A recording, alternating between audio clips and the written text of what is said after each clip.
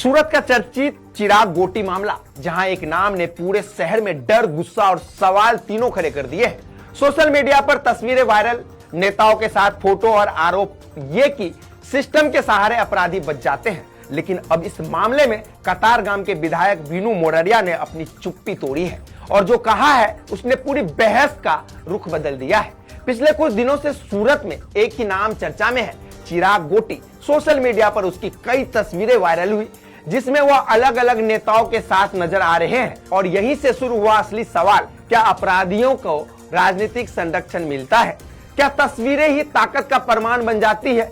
यही सवाल अब सीधे राजनीति के दरवाजे पर दस्तक दे रहे हैं। अब कैमरे के सामने आया है कतारगाम के विधायक वीनू मोररिया का बयान। उन्होंने साफ कहा, मैं चिराग गोटी और उसके परिवार को व्यक्तिगत रूप से जानता हूं, लेकिन किसी के साथ तस्वीर होना समर्थन का प्रमाण नहीं होता। उन्होंने यह भी जोड़ा, उसकी तस्वीर सिर्फ मेरे साथ नहीं, कई नेताओं और अलग अलग पार्टियों के लोगों के साथ है।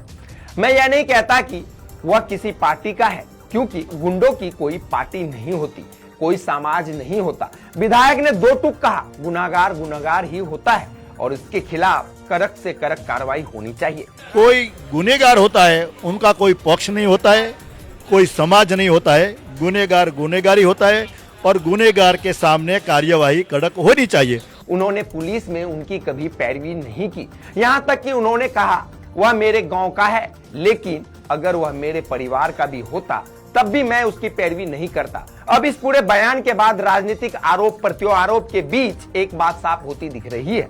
कम से कम बयान के स्तर पर नेता खुद कह रहे हैं कि अपराधी की कोई पार्टी नहीं होती, लेकिन असली सवाल अब भी बाकी है। क्या ये सिर्फ बयान तक सीमित रहेगी या फिर सच में कार्रवाई उतनी ही सख्त होगी? क्योंकि जनता को भाषण नहीं, न्याय चाहिए। बहुत बहुत धन्यवाद।